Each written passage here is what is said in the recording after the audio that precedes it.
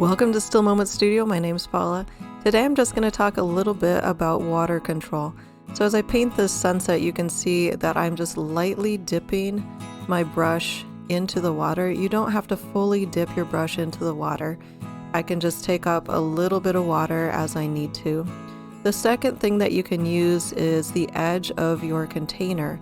I can rinse out my brush fully and then use the edge to get off that excess little drip. The third thing that you can do is use the lip of your palette, and you can just take off a little excess of that paint. You can see the drop as it just kind of collects on the edge right there, and then I have more control over how much paint I'm bringing onto my paper. If you're new to watercolor, a great thing to do is to have some paper towels so that you can control that excess drip if you're still struggling with that.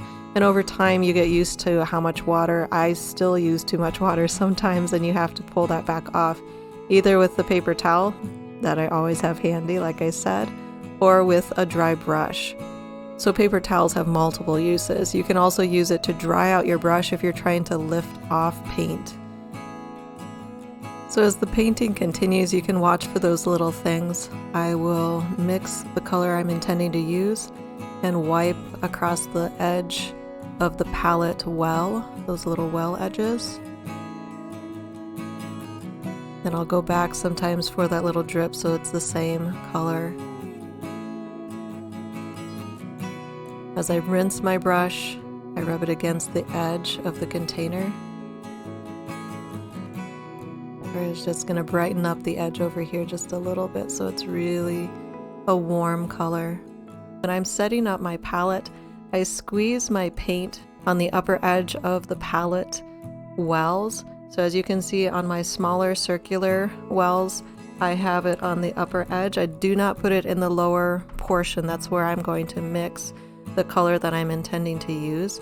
And this also helps me in the future so that I don't corrupt my pure colors as much. So that's another thing to control how much pigment, how much I've loaded my brush, and my water control.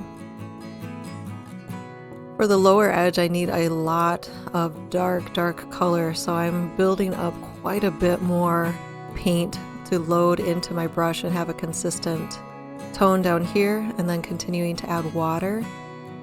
So I have some more watery, softened edges as I work up again towards the sunset.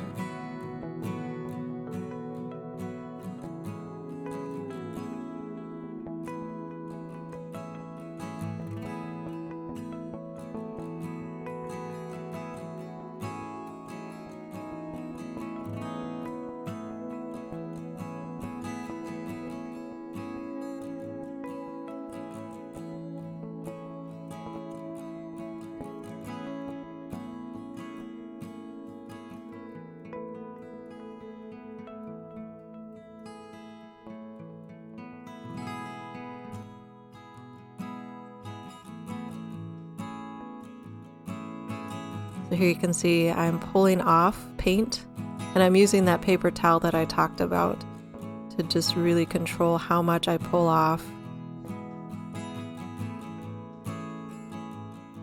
Here I'm drying it to really pull off and blend some of those colors at their edges.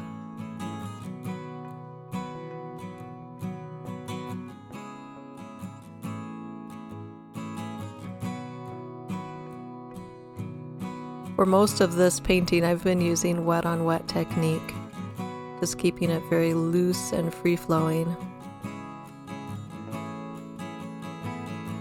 If you're interested in the paint colors that I use or the type of brush, you can check out my website. I've listed all the paint colors that I used over there, and this brush is called a dagger brush.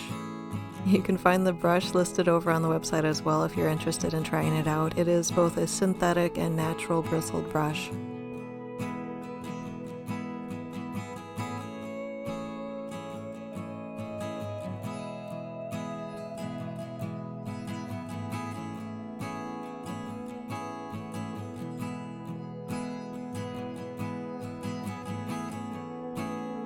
So here I need to be very careful with my water and paint control so that I leave a few light areas to just hint that there's waves coming in that are just touched by the sunset.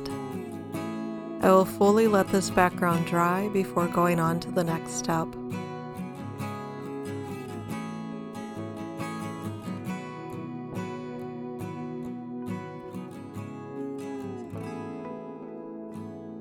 With watercolor painting, the size of your brush also affects how much water control and paint control that you have in your painting.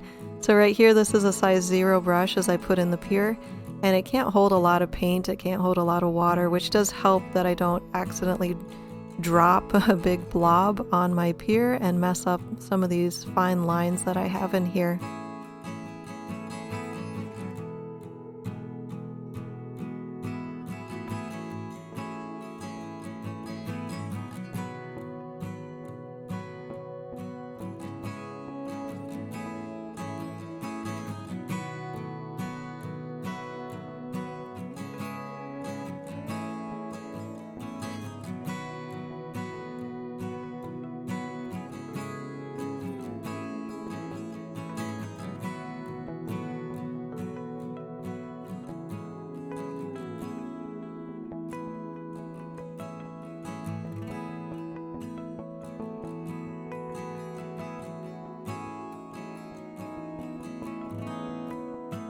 So I hope you've enjoyed this process with me and sharing some of my own personal water control techniques with watercolor. If you have some other tips of your own, feel free to share those down below so that we can all learn together.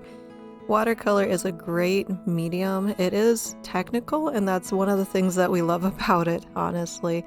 That technical, brilliant, the clarity and the beauty of it. And that's all part and parcel with it. So share your tips down below. Don't forget to the like button and subscribe. I'm just going to go ahead and finish putting in the water, some blues and blacks, and then finish out this painting. So thanks for joining me.